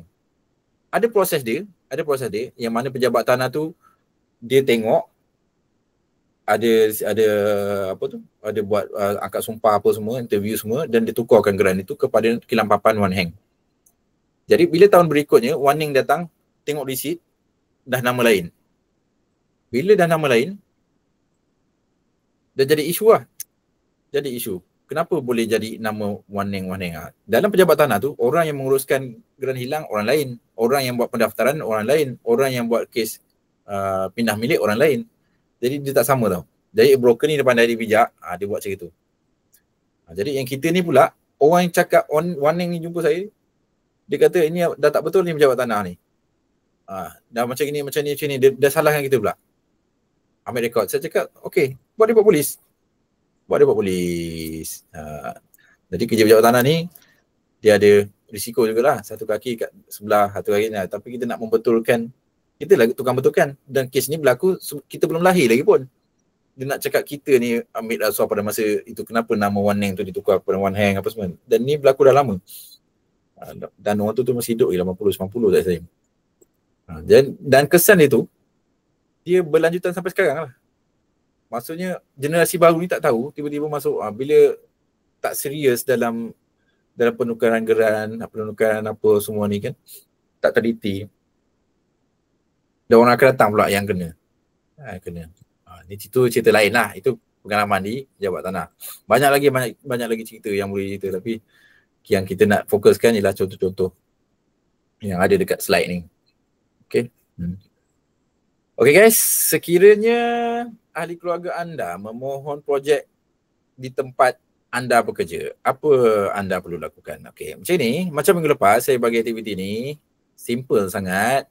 So saya akan upload rekod ni. Saya harap rekod ni berjaya lah kan. Saya ada rekod ni. Kalau rekod ni berjaya, saya akan upload dekat YouTube. So you all jawab dekat apa tu, ruang komen tu. Sekiranya ahli keluarga anda memohon projek tepat, okay, apa? Ini kita dah bincangkan pun kan. Dan anda you all copy paste masukkan dekat untuk kehadiran hari ni. Untuk kehadiran hari ni. Okay. Faham ke faham? Faham. Kan? Saya tak bagi kerja berat-berat pun. Simple saja. Ini ialah slide berikut ni ialah apa ni, tentang Undang-Undang Malaysia, hukuman rasuah. Penjara dan denda. Okay. Undang-Undang Malaysia ni sangat tegas terhadap pelaksanaan rasuah. Kita tengok kalau sabit kesalahan tu, dia boleh dikenakan penjara sehingga 20 tahun. Denda 5 kali ganda nilai suapan ataupun minimum 10,000. Ataupun kedua-duanya sekali. Ini bermakna jika seseorang itu menerima suapan RM1,000, denda minimum yang boleh dikenakan ialah RM10,000. Jika suapan dia 1 juta, denda 5 kali ganda ialah 5 juta. So dia menunjukkan bahawa undang-undang mempunyai mekanisme hukuman berskala dengan nilai kerugian kepada masyarakat. So mengapa hukuman rasuah ni sangat tinggi berbanding kesalahan lain? Sebab kesalahan rasuah ni dia merosakkan sistem negara. Dia bukannya individu je, sistem negara. Kan kalau kita tengok kesalahan mencuri, taklah tinggi sangat hukuman dia kan. Berapa ribu-ribu nilai kerugian, tapi yang rasuah ni tinggi hukuman dia. Kita boleh bandingkan lah. Kemudian sita dan lucut hak ni salah satu elemen paling penting dalam undang-undang anti rasuah ni, ialah kuasa menyita dan melucut hak. Dia bermaksud wang, rumah, kereta, emas atau apa je yang diperoleh daripada rasuah, dia boleh dirampas oleh kerajaan. Walaupun dia dah pindah kepada orang lain. Kan? Tanah tadi dah pindah kepada orang lain, tapi dia koyak-koyak ada melibatkan rasuah, dia boleh dirampas balik. Tujuannya ialah untuk apa? Untuk mematahkan motif utama rasuah, keuntungan peribadi tu tadi. Kalau harta boleh dirampas, tak ada makna lah seorang mengambil rasuah tu kerana yang kata mereka akhirnya tu tak ada dapat apa-apa kan. Mesti ada. Okay, ini adalah statistik sita dan juga lucut hak oleh SPRM. Kita tengok ni tahun 2015 sampai 2020. You boleh tengok sendiri. Kalau kita tengok sita ni, tahu kan sita? Dirampas, diambil kan. Tapi belum di lucut hak lagi. Lucut hak ni dah jadi hak milik kerajaan lah. Sita ni dirampas dulu. Ditahan harta tu 22 juta, 2016 3 juta, 2017 353 juta. Meningkat. Kalau kita tengok lucut hak ni pun 2020 dekat 14 bilion. Daripada juta ni sampai 2019 2020 ni dah cecah bilion. paling tinggi 2020 14 bilion. Ini data yang ada dekat ni lah. Kita boleh tengok lagi sampai sekarang kan. Okey. Okey, transaksi. Transaksi pengubahan wang haram kita panggil money laundering. Okay, dan ini pun salah satu topik penting yang sering berkait rapat dengan jenayah rasuah, pengubahan wang awam atau money laundering ni. Apabila seseorang itu menerima suapan, dia tak boleh terus guna wang tu secara terbuka. Jadi dia beli kereta mewah, beli rumah mahal, ataupun dia buatlah transaksi luar biasa. Dan yang mana pihak berkuasa akhirnya boleh mengesan aktiviti yang mencurigakan. Dan individu yang terlibat dalam rasuah ni biasanya dia akan cuba mencuci wang tersebut supaya kelihatan seperti ia datang dari sumber yang sah. Dia buat modal niaga kan. Pengubahan wang haram yang melibatkan tiga proses utama. Seperti apa kata placement, penempatan, pelapisan, layering dan juga penyatuan, integration. Dan penempatan ialah satu proses dia memasukkan wang haram tu ke dalam sistem kewangan. Itu penempatan. Dapat duit, dia masukkan dalam satu sistem kewangan. Pelapisan pula ialah langkah dia sembunyikan jejak wang tu dengan memindahkannya secara kompleks. Nanti kita tengok transaksi ni kan. Penyatuan, apabila wang haram itu dia kembali semula ke tangan pelaku dalam bentuk sah. So dalam konteks Malaysia ni, undang-undang di bawah Akta Pencegahan, dia ada satu lagi Akta Pencegahan Pengubahan Wang Haram dan Pembiayaan Keganasan. Kita tengok, tapi ada akta ni. Dia memberikan akta ni memberikan SPRM dan juga bank kuasa besar untuk menyiasat transaksi yang mencurigakan. Jika ada transaksi yang tak sepadan dengan profil kewangan seseorang tu, pihak bank dia perlu membuat laporan kepada Bank Negara Malaysia sebelum tahan kan. Kadang-kadang gaji tak setimpal kan. Tengok ada pakai kereta ni, ada pakai kereta tu, rumah besar macam mana boleh dapat, gabung tak betul kan. Dia akan melibatkan siasatan dan menggunakan akta ini. Ini juga kadang-kadang adalah salah satu cara macam mana saya nak sharekan satu kawan saya ni, dia nak naik pangkat susah, jadi satu pejabat lain kan.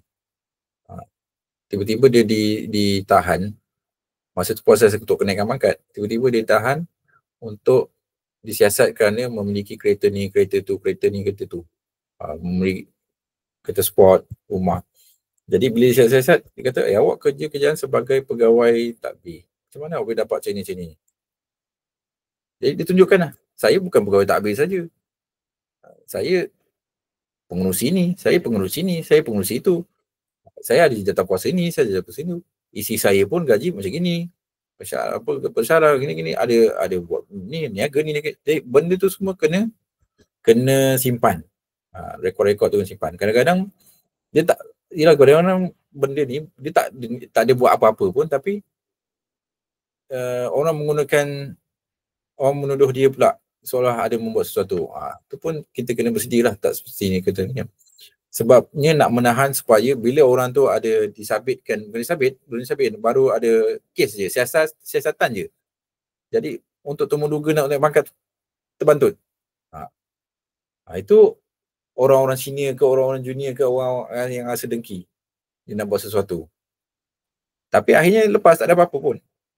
Dia dapat buktikan yang macam ni sekian dan income dia sah. Sebab SPRM pun dia tak tahu, dia manusia biasa, dia tak tahu. Dia ingat orang tu cuma pegawai takbir je kan? Tapi dia ada income lain. Itu kita kena tunjukkan apa benda yang kita buat.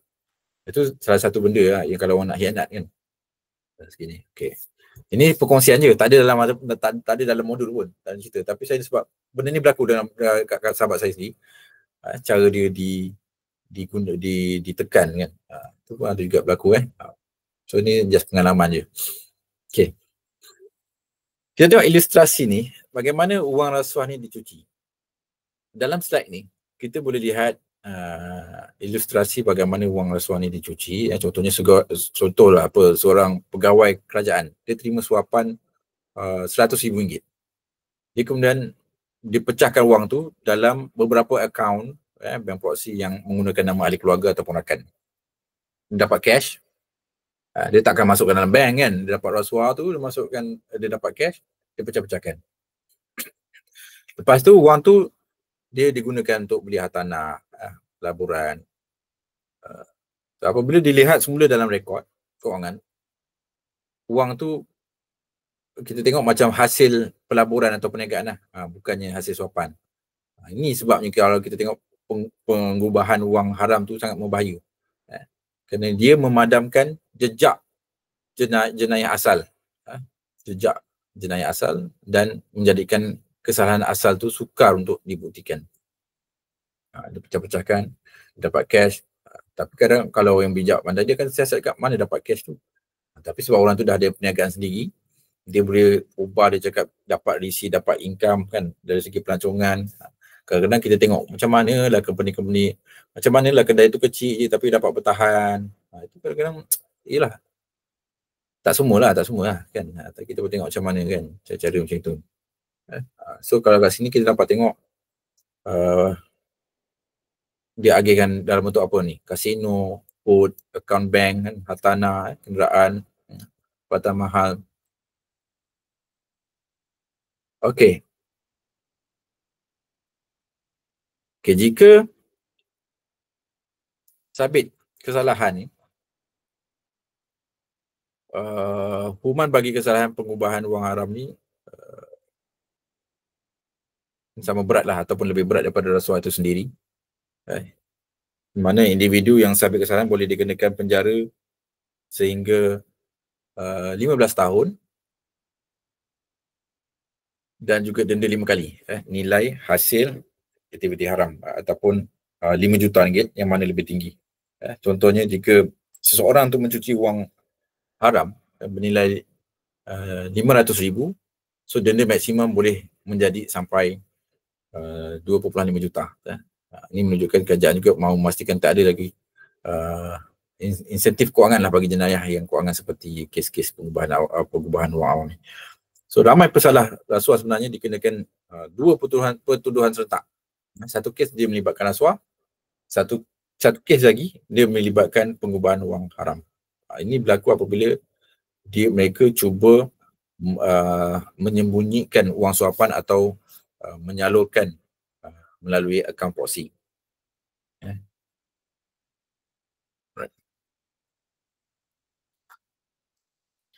Okey, penerimaan dan pemberian hadiah. Bagaimana menjadi rasuah? Okay. Kita dah sampai hujung ni. 4 ya. Okey. Hadiah. Ada orang kata hadiah tu tanda penghargaan. Tetapi dalam konteks integriti, hadiah boleh menjadi berbahaya juga kan, sangat berbahaya. Tak semua hadiah adalah rasuah. Tetapi hadiah boleh menjadi rasuah jika 3 syarat dipenuhi. Saya pernah cerita sebelum ni. Kan? Iaitu pemberi dan penerima dia mempunyai hubungan rasmi. Dan kedua, penerimaan hadiah boleh mempengaruhi keputusan. Dia ada kuasa kan. Hadiah tu boleh mempengaruhi daripada tak lulus jadi lulus macam tu. Hubungan rasmi tadi yang saya cakap lah, keluarga dan sebagainya. Ketiga, nilai hadiah tak setimpal. Contoh, bagi hamper sampai RM2,000. Tak setimpal lah kan. Kepada pegawai yang menilai tender ke kan, itu tak lagi dianggap sebagai hadiah biasa. Walaupun hanya diberi kerana nak meraihkan hubungan kerja, kan, pergi makan ke apa kan, dia boleh mempengaruhi pertimbangan pegawai tersebut. Kalau saya tanya orang perempuan pula, Azura Syamsuri. Ya, saya doktor. Adakah pemberian hadiah kecil seperti pen, kalender ke kan, juga boleh menjadi rasuah? Boleh menjadi rasuah. Walaupun setakat pemberian kecil. Pen, macam pen, kalender kan. Ah, Beli ni apa ni kita supply barang kat office, dia bagi kalender, dia bagi pen kat kita. yang dengan pen tu siapa yang bagi dan kepada siapa? Pembekal lah, pembekal bagi pada kita. Kalau awak kerja dekat Jabatan Kerajaan, awak juga yang menguruskan pembayaran ke, awak juga mungkin order barang ke. Hujung tahun dia bagi awak kalender, dia bagi awak pen.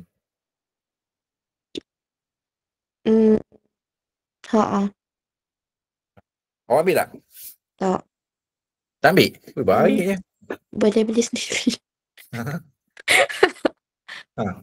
Ambil lah. Ambil. Kan saya cakap tadi ada 3 benda tadi. Kan, dia tak ada melibatkan saudara mara ke apa, hubungan rasmi. Kemudian dia tak ada apa kita kata, tak melibatkan apa kan. Penerimaan hadiah tu tak mempengaruhi keputusan. Setakat bagi pen, kita nak beli order kat dia, dia bagi kita kalender, semua bukan bagi kalender. Dia kadang-kadang dia cetak kalender tu, yalah dia nak promote iklan dia kan, dia nak promote company dia. Dan hadiah dia pun biasa je. Tak adalah patut sampai bagi duit ke apa, kalender yang jenis iPad yang masuk handphone lah. Handphone ni ada kalender lah. Itu memang lain lah kan. Kita nak bagi kalender tapi iPhone. Tak logik lah.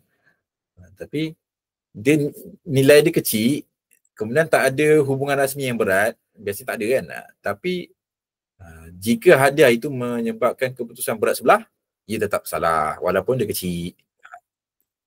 Itu pula lah macam mana awak kata. Tapi biasanya dia akan bagi bukannya awak seorang, bukannya kita seorang. Dia akan bagi 10 ni bagilah siapa-siapa cik nak bagi.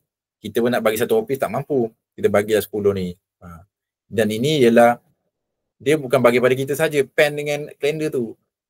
Pembeli apa ni, pelanggan-pelanggan di Mesir biasa pun dia akan bagi. Dan dia bukan bagi pada kita, company kita saja. Company-company lain yang dia supply pun dia akan bagi. Jadi itu adalah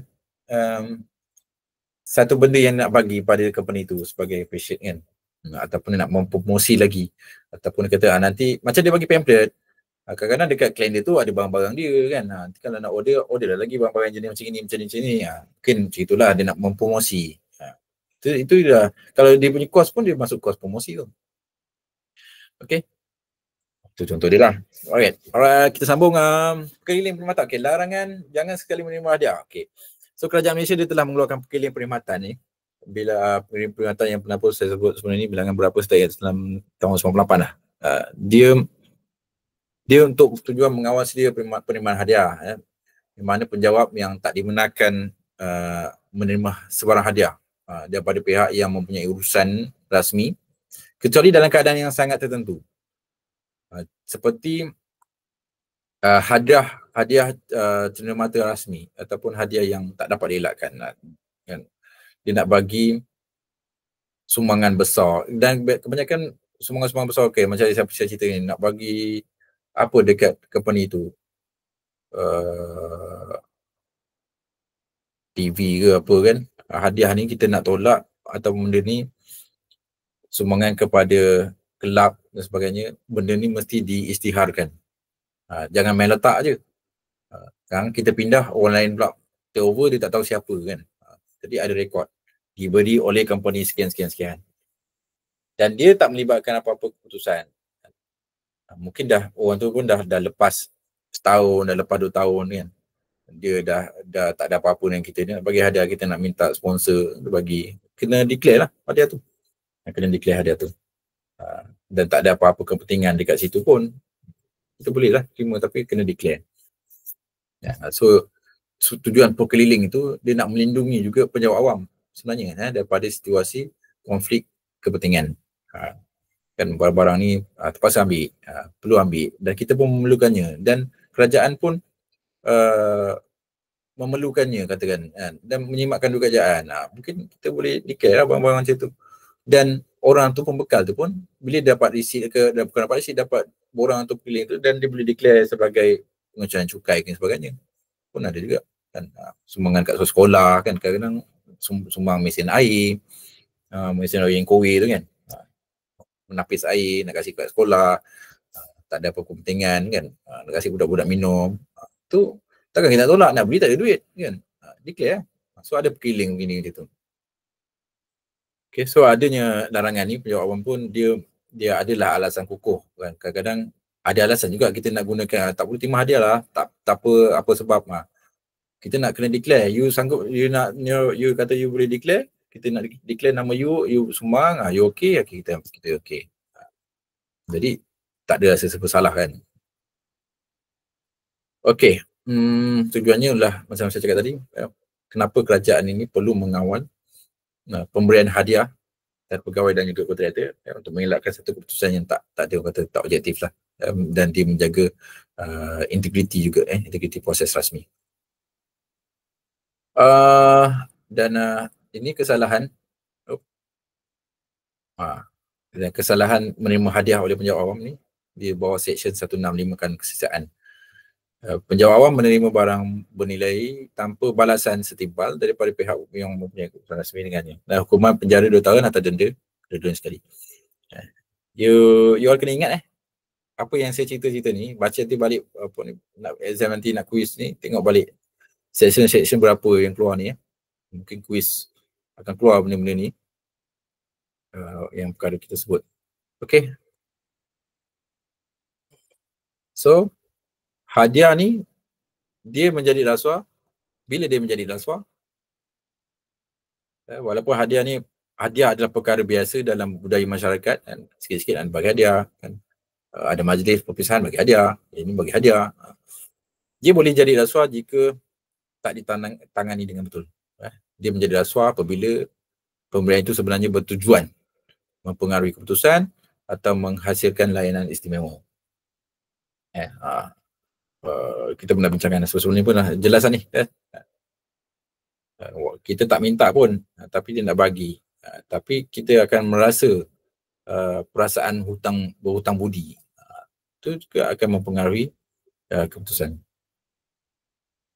Kuis objektif ke subjektif?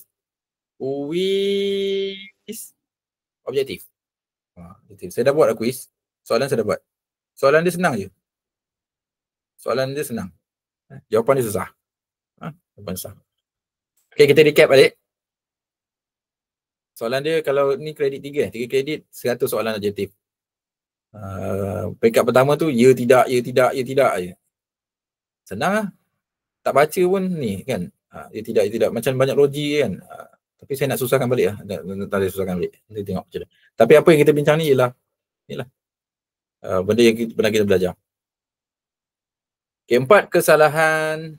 Okay, kita recap balik. 4 kesalahan utama Akta SPRM ni sepanjang kita daripada minggu lepas sampai sekarang. Iaitu 4 kesalahan utama dalam Akta SPRM: meminta atau menerima rasuah, menawar atau memberi rasuah. 3, membuat keputusan palsu, dan keempat ialah salah guna kuasa. Dan keempat-empat ini mempunyai satu persamaan, ia melibatkan penyalahgunaan kuasa dan juga penyalahgunaan amanah. Dan ini menunjukkan bahawa undang-undang ni bukan hanya menghukum perbuatan, tetapi dia juga melindungi nilai integriti dalam setiap tindakan profesional lah. Okey, ada aktiviti dekat slide-slide ni banyak. Saya pun cuba you all buat sendirilah. You all buat sendiri. Saya nak stop sampai sini, tapi mungkin saya boleh ambil satu contoh kes. You all just baca lah, untuk baca. Kita tengok kes yang kedua ni saya rasa. Kes kedua ni. Sebelum kita habis ni, dia cerita tentang sarip ni. Kalau saya nak minta awak buat, makan masa pula kan. Okay, kita bincang terus.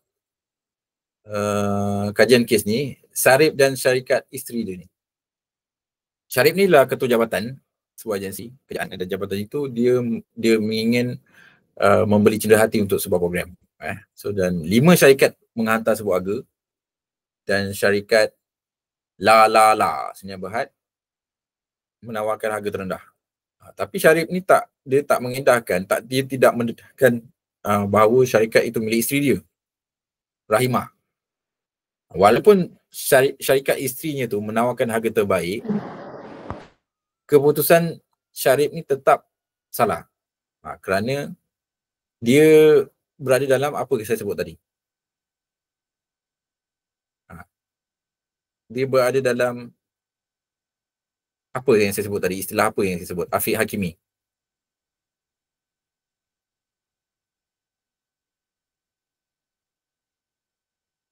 Afiq Hakimi 1,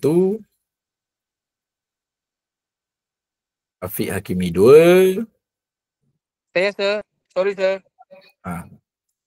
Apa istilah yang Yes, sir. kita cakap tadi? Sorry sir, apa tadi sir? Soalan sir? Awak baca soalan ni. Terlelap sir, sorry. Sekejap. Dia, Syarif ni ketua jabatan. Dia ada 5 syarikat yang hantar sebuah harga. Satu syarikat yang dipilih itu ialah Lalala. Kerana Lalala ni menawarkan harga terendah. Dan Syarif ni dia tak dedahkan kepada company itu yang bahawa syarikat tu milik isteri dia. Apa kita nak cakap? Dia ada apa sebenarnya kat sini? Dia ada cubaan untuk dia apa ni sir? Dia ada cuba untuk ambil advantage sir. Masa mengemukakan sebut harga ni sir. Supaya dia dengan bini dia boleh dapat untung sir. Dia ada istilah apa yang kita sebut, dia ada konflik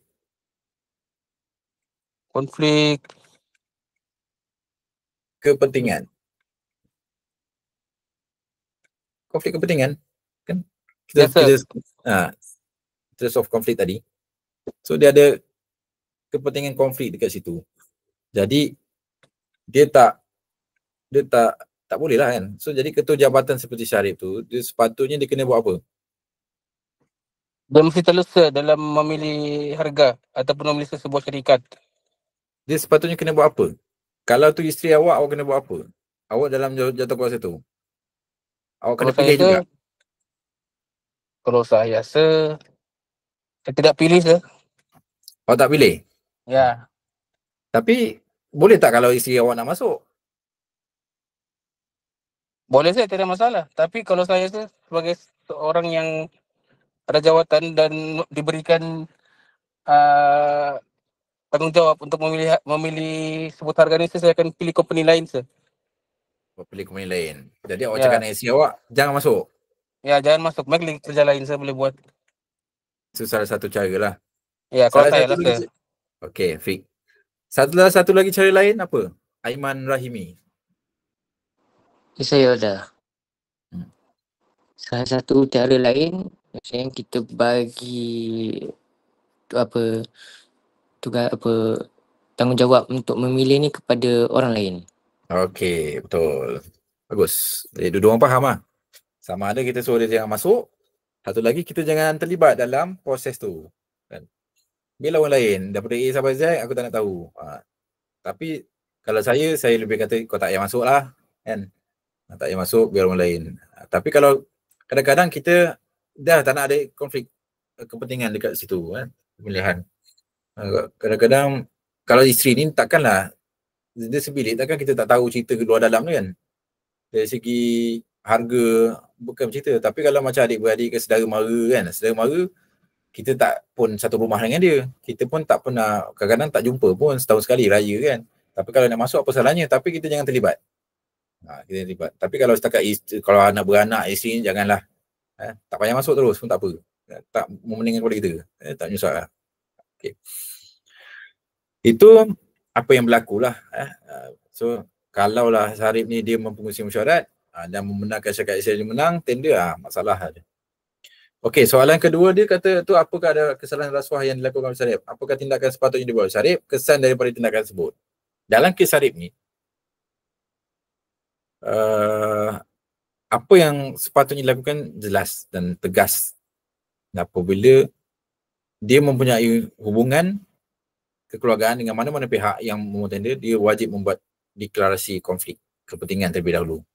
Dia kena declare dia bukan pilihan, kerana dia adalah satu tuntutan etika profesional. Yang mana Sarip tu sepatutnya menaik diri daripada semua perbincangan dan proses pemilihan.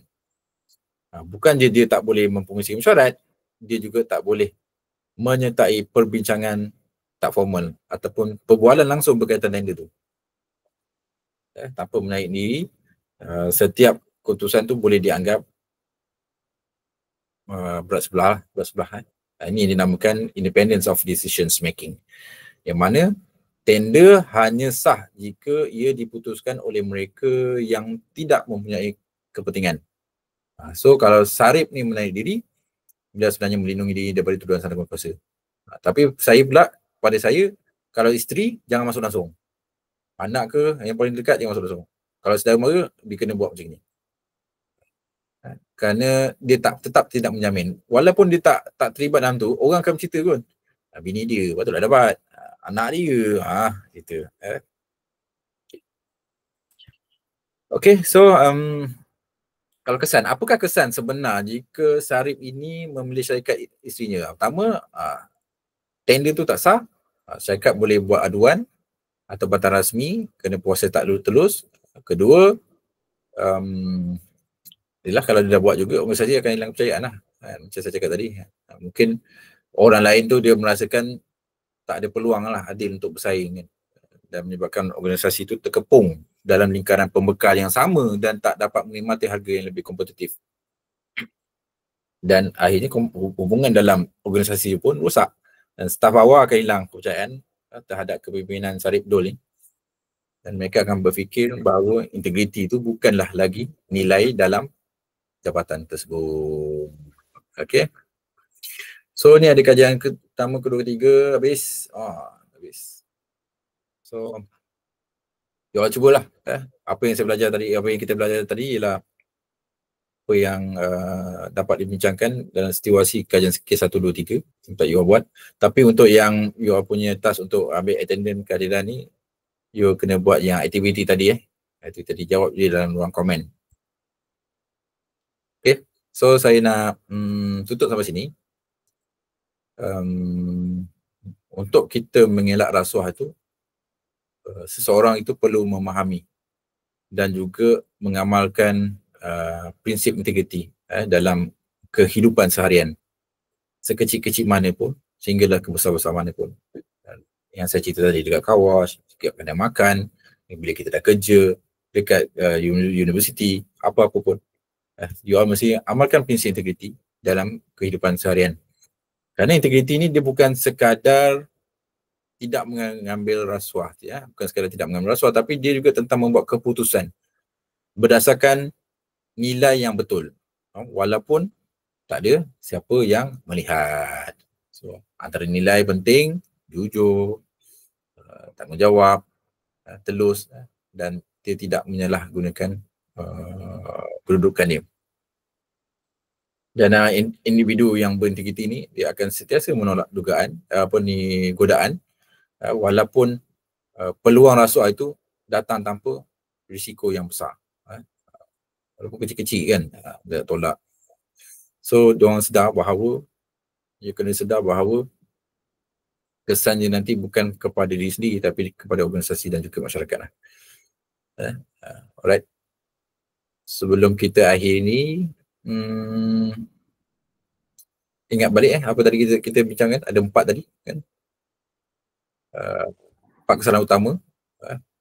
Contoh kes sebenar tadi kita dah bincang tentang isu hadiah, pengubahan wang haram, dan juga kajian kes mendalam tadi kita dah tengok. Jadi dia bukan sekadar rasuah ni bukan sekadar tentang wang, tapi penyalahgunaan kuasa dan juga amanah. Dan setiap tindakan itu membawa kesan kepada sistem negara, masa depan masyarakat dan juga generasi muda. Okay, so thank you. Terima kasih semua pada petang ini. Saya harap semua pelajar bukan saja memahami undang-undang rasuah, tapi juga menghayati nilai integriti dalam kehidupan seharian kita. Apa juga profession you all nanti, guru, jurutera, accountant, penjawat awam, usahawan, anda semua akan memegang amanah yang tertentu. Dan semua tak sabar nak suruh saya stop ni kan. Dia good. Saya saja je kasi nampak. Dan amanah itu hanya boleh dijaga dengan integriti. Rasuah merosakkan banyak perkara, tetapi integriti membina lebih banyak perkara. Dengan itu, kita tamatkan kuliah kita pada petang ini. Pada sesi seterusnya, kita akan memasuki bab baru yang sama penting untuk membentuk kepribadian profesional anda. Okey, terima kasih semua. Jumpa lagi. Kita stop sampai sini. Terima kasih. Assalamualaikum warahmatullahi wabarakatuh dan salam Terima kasih, sejahtera. Sir. Thank you, sir. Thank you, Thank you, Sir. Salam. Terima Thank kasih, you, sir. sir. Terima kasih, Sir. Sama-sama.